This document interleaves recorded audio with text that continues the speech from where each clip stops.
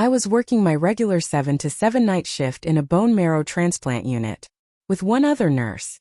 We had 5 patients and it was about 3:30 a.m. My coworker had just come out of room 4, and I startled her as she came around the corner.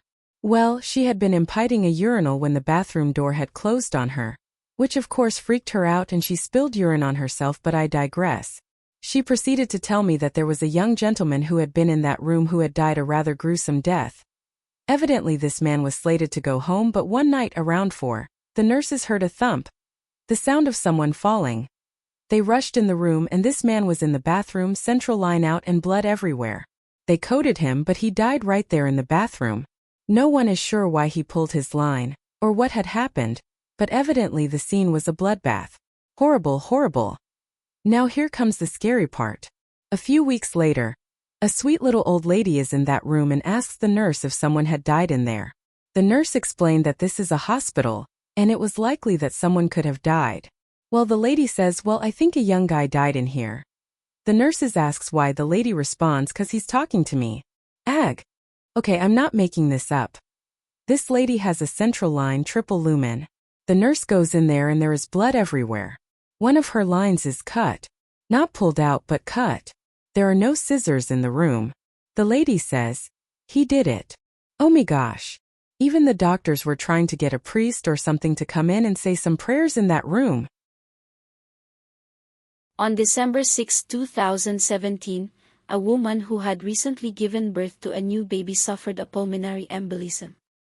She experienced cardiac arrest, and subsequently, a near-death experience.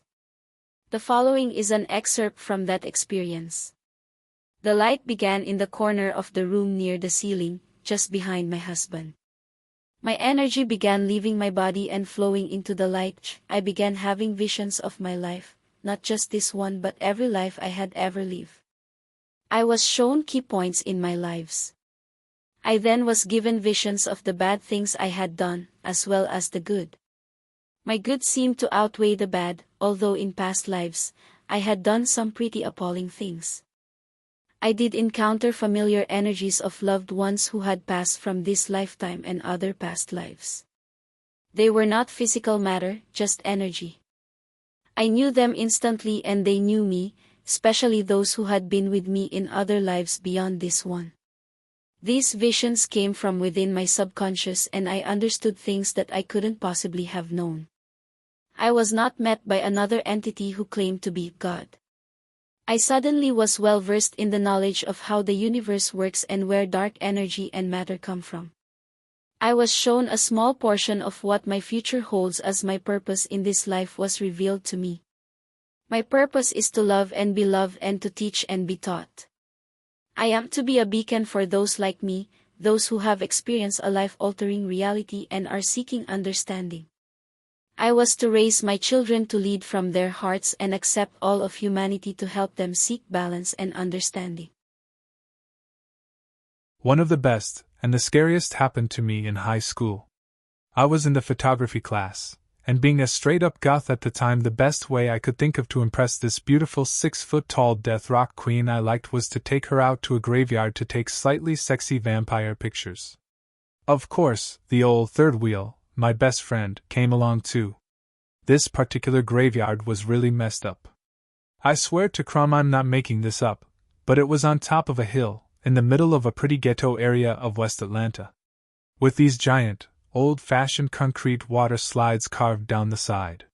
So if you were to stand at the top of the water slide to go down, you could turn around and look into this graveyard. I did a little research and found out that the slides were actually open in the late 1970s but wound up getting closed due to some insurance issues.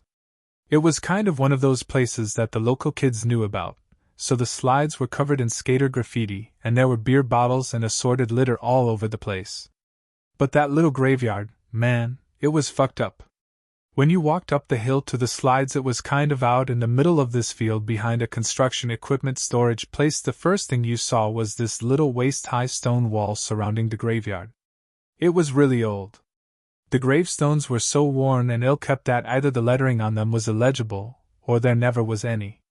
I honestly think it might have been a slave graveyard or something, maybe even somewhere criminals were buried or something. I've never found any record of this graveyard anywhere. It was only like maybe 8 graves, all were also badly desecrated, broken headstones and such. Nothing was dug up, at least.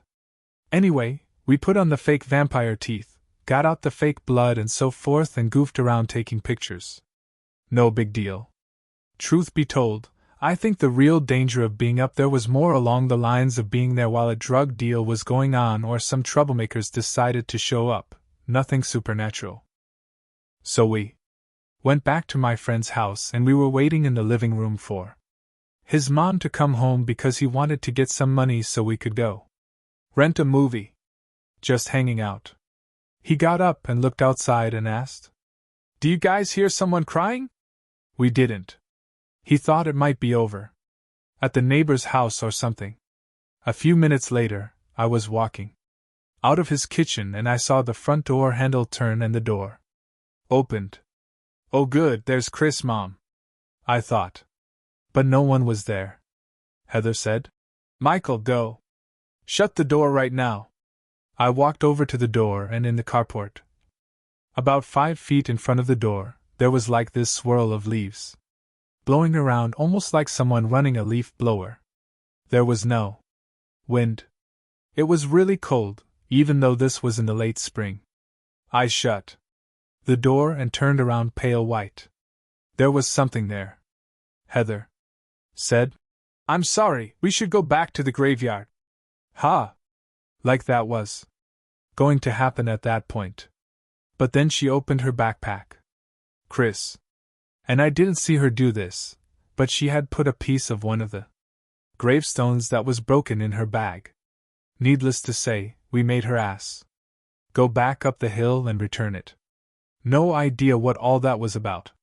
But I do not believe ghosts hang out in graveyards or necessarily care about their gravestones. It's not like that. If you like stories like these, please support this channel by leaving a comment, liking, subscribing, and/or sharing. Please comment which story you found the most interesting. Thank you for your time today.